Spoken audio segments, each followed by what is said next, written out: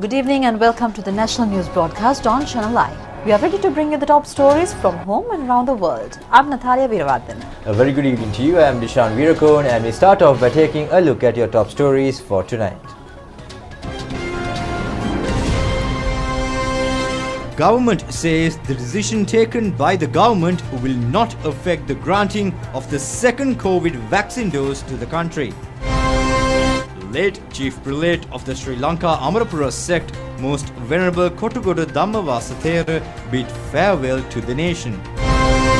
President says the only way to redeem people's suffering is through appropriate development in the country. 700 megawatts to be added into the national power grid within 3 years.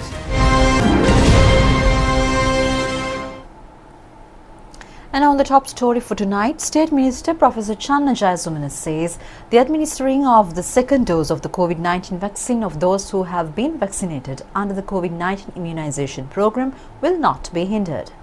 The State Minister further said that India's decision to temporarily halt the exportation of the Oxford AstraZeneca vaccine will not affect the vaccination program in the country. India has reached the decision in order to fulfill the domestic demand for the vaccine. The Indian authorities have confirmed that the temporary suspension on the exportation of the vaccine will allow the country to fulfill the domestic requirement by month of April with the excess quantities. Subsequently, India has said that the exportation process is expected to be continued after fulfilling the domestic demand.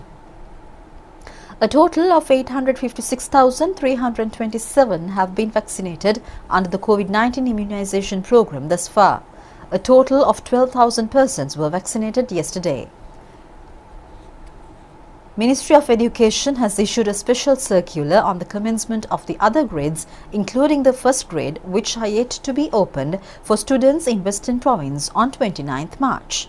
Following the commencement of the schools on March 29th, if an area has been declared as an isolated area, then those schools in the respective areas should be closed until the lifting of the isolation. According to the circular, both academic and non-academic staff should report to service under the normalized regulations. Now, the late Chief Prelate of the Sri Lanka Amarapura sect, Agga Mahapandita Most Venerable Kotugoda Dhammavasa Thera, bid farewell to the nation today. The cremation ceremony of the late Thera was conducted with full state honours at the Independence Square, Colombo this evening. The religious rites on the remains of the late Chief Prelate Most Venerable Kotugoda Dhammavasa Thera was conducted this morning at the Sri Dharmapala Rame temple in Mount Lavinia. The motorcade carrying the remains of the late Thera, accompanied by Mahasangha and Dayaka Sabha, was paraded along the Gaul Road. Floral tributes were presented to the remains of the late Thera in front of the Dehiwala Mount Lavinia Municipal Council. Subsequently, the motorcade reached the Independence Square while travelling across Bambalapitiya and Thumulla. The cremation ceremony was commenced following the arrival of the motorcade. Mahasangha, public representatives, foreign envoys and devotees were present at the Independence Square to pay their last respects to the remains of the late Chief Prelate. The Chief Registrar of the Sri Lanka Amarapura sect, Venerable Professor Pallekande Ratanasara Thera, conducted the welcome address on behalf of the Mahasangha. And Colombo District Secretary Pradeep Yasaratne delivered the welcome speech for the state officials. Acting Chief Prelate of the Sri Lanka Amarapura sect and Chief Prelate of the Amarapura Chula Gandhi chapter, Most Venerable Gantune Assaji Thera, Chief Prelate of the Malwata chapter of the Shyamopali sect, Venerable Dr. Nyangodevich Siri Thera, and representing the Sri Lanka Ramanya sect, Agga Mahapandita Venerable Makulave Sri Vimala Thera delivered sermons at the ceremony.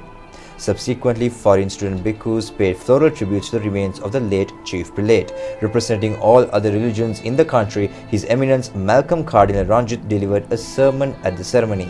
Then President Gotabaya Rajapaksa addressed the funeral ceremony. Subsequently, Minister Chamal Rajapaksa read out the condolence message sent by Prime Minister Mahinda Rajapaksa. The opposition leader Sajid Premdasa also addressed the gathering. The final religious rites were conducted by Venerable Buddhayaya Dhammaloka Thera. Minister Dinesh Gunawardena says that the government vehemently rejects the baseless attempt taken by the United Nations Human Rights Council to interfere into the internal affairs of Sri Lanka. The minister made these remarks while delivering a special statement in the parliament today. Minister Dinesh Gunawardena said that Sri Lanka will continue to work with the United Nations and its agencies despite adopting a resolution against Sri Lanka by the UN Rights Council. He further said that friendly relations will be maintained with the UN and other international entities and continue to actively engage towards the human rights progress in the country. He further said that the government rejects the resolution adopted on Sri Lanka at the UN Human Rights Council and added that resolution is considered as unwarranted and illegal. He said that the resolution was an attempt to interfere in Sri Lanka's internal affairs. The minister said that Sri Lanka is a sovereign nation and the government will take the necessary action to protect that sovereignty. He also said that the newly appointed or rather adopted resolution failed to gain the majority support of the council. The minister said that the resolution and the relevant details of the co-sponsors have been tabled in the parliament. He added that the resolution co-sponsored by the former government was a great betrayal and the present government will address accountability issues in the country through a domestic mechanism. Now, President Gotabaya Rajapaksa says that the only way to redeem people's suffering is through appropriate development in the country. He said that the government has laid down the required policy framework and the procedure in this regard. President Gotabaya Rajapaksa made these remarks during the discussion with the representatives of the associations affiliated to the Sri Lanka Podujana Peramuna at Nugegoda Wetland Park yesterday. The aim of the discussion with the village is to identify the real issues that ails the public and resolve them.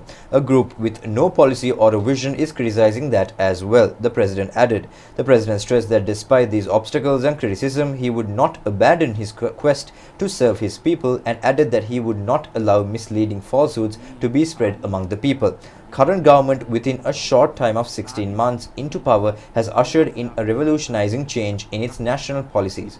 The President said that the change people requested from him has been brought into action and added that the government is dedicated to consolidate sovereignty, protect the native culture, national interests and the way of life while ensuring the national security at the same time. The incumbent government mostly has to face and rectify the old issues left by the former government, not the issues created in this period, he added. Both agreements relating to the MCC Compact and leasing East Container Terminal were started during the previous administration. This government had to face the crisis that arose in this regard as well, he further added. The President emphasized that the government does not allow anyone to cut down trees or destroy the environment. The opposition has been spreading falsehoods over an alleged massive deforestation taking place in the country. The President stated that he instructed the district secretaries yesterday to take immediate action in the event of deforestation at the district level. Chairman of the Sri Lanka Podujana Peramuna Minister Professor G.L. Peiris and national organizer of the party Basil Rajapaksa were also present at this occasion. The High Commission of the Islamic Republic of Pakistan, along with the Pakistani community based in Sri Lanka, celebrated 81st National Day of Pakistan recently. The National Day ceremony was held at the High Commission premises. The National Day of Pakistan is celebrated on 23rd March every year in remembrance of historic 1940 resolution passed in Lahore, which led to the creation of Pakistan on 14th August 1947. The ceremony was held under the patronage of High Commission of Pakistan, retired Major General Muhammad Saad Khattak. Minister Mahindanand Alutgamage graced this occasion as the chief guest. Pakistan Sri Lanka Higher Education Cooperation Program for Sri Lanka with the capital cost of approximately $18.4 million. 1,100 scholarships fully funded will be awarded to Sri Lankan students at undergraduate, graduate, postgraduate level over a course of next 4 years. Availing this opportunity, I wish to extend to the people of Sri Lanka, its leadership and the government of His Excellency Gotabaya Rajapaksa continued progress, prosperity and peace in years ahead. Please join me in saying, long live Pakistan-Sri Lanka friendship. I thank you all for a patient hearing.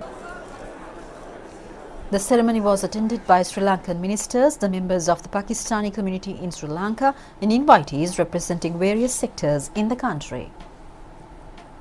In the meantime, Minister Dallas Alha says another 700 megawatts will be added into the national power grid within the next 3 years under the program A Power Station to Village. The minister said that no household should remain without electricity in the country due to poverty by 2022. The minister made these remarks while briefing the media on the first phase of the A Power Station to Village project today. Accordingly, 7,000 solar power stations are expected to be constructed in line with 7,000 selected transformers across the country under the project. Steps were taken today to call on bids for 880 power stations expected to be constructed under the first phase. The power stations constructed under the first phase will be added into the national power grid within a period of 7 months. And that's a wrap of tonight's Primetime News, and until we meet again next time, do take care and good night. Good night.